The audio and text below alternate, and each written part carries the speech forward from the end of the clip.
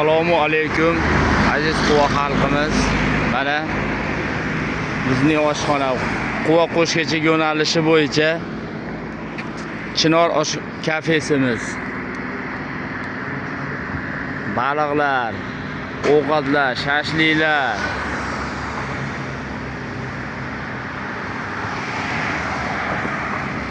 Kelaverasizlar, xohlasalar ham banket qilasizlar. Banketlarga joylarimiz, отдельный xonalarimiz serob. 20 ta xonamiz bor. Bu общий zalimiz.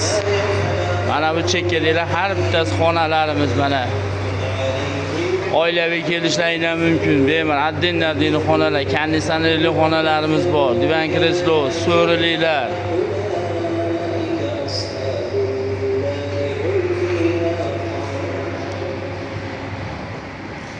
Olasalar jigarlar qo'radi, shashliklar tayyor. Ash ko'rayotganlarning har bittasi отдельный xonalarimiz bor.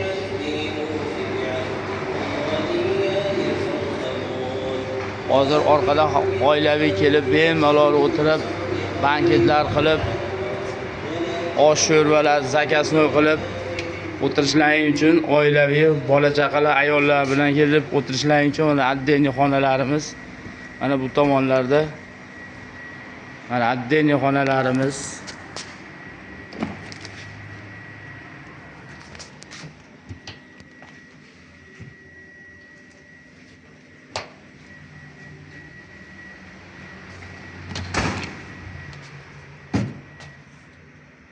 Mana bu tomonlarda ham отдельный xonalarimiz bor.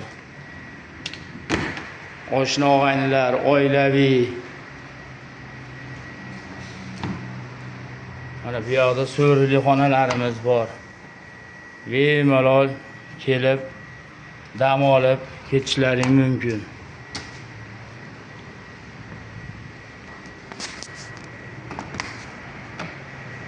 Bu xonamiz qulib ekan, mehmonlar bor edi, ichkaridan qulib edi, uzr ochib ko'rsatolmadik.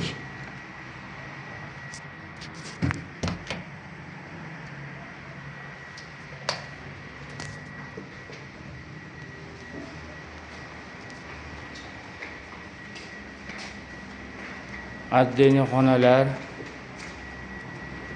bu oilaviylar uchun bola chaqalar bilan bemalol o'tirib kelishlaring mumkin. Yana qaytamiz общий zalimizga. Bunimiz mana общий zalimiz.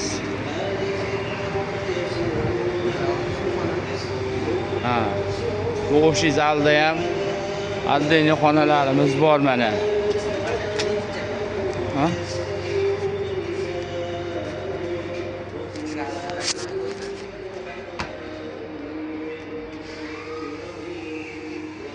O'ta ko'pchilik egallar uchun mana ikki tomonlama bir xonada so'rilar, mana bir 20 kishilik u banketli xonamiz bu.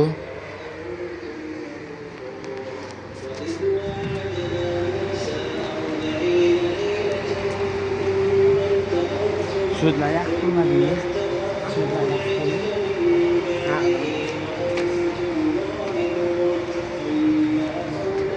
Mana bu xonamiz 8 kishilik xonalarimiz. Bunimiz ham xuddi shunaqa 8 kishilik, 10 kishilik xonalarimiz.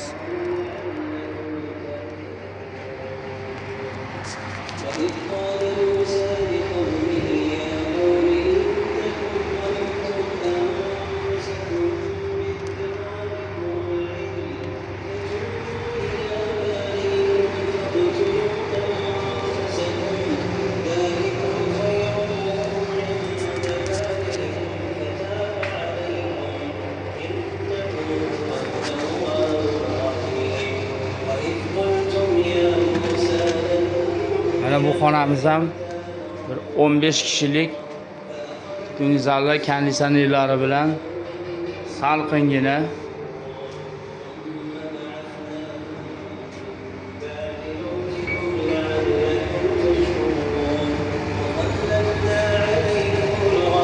Mana bu xonamiz ham xuddi o'shanga o'xshab 15 kishilik xonalarimiz bemalol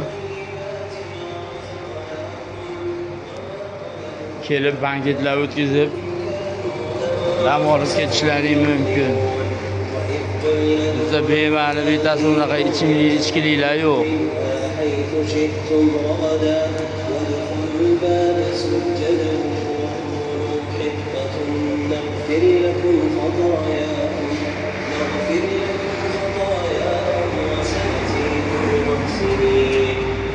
Adresimiz Quva Qo'shkechik yo'nalishi zapravkani undan o'tganda, Quvadan kelishda zapravkadan o'tganda chap qo'lda Chinor kafesi. Qo'shkechikdan qaytishda o'ng qo'lda Chinor kafesi.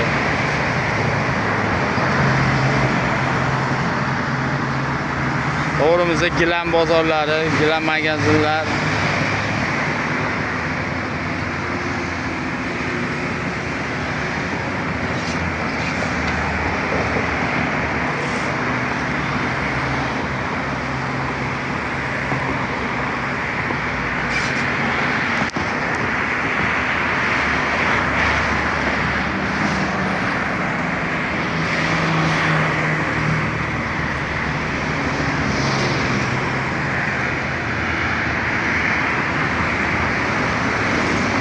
Yana ham aniqroq manzil bilmoqchilar uchun mana bu urushdan qolgan haykallarimiz yonida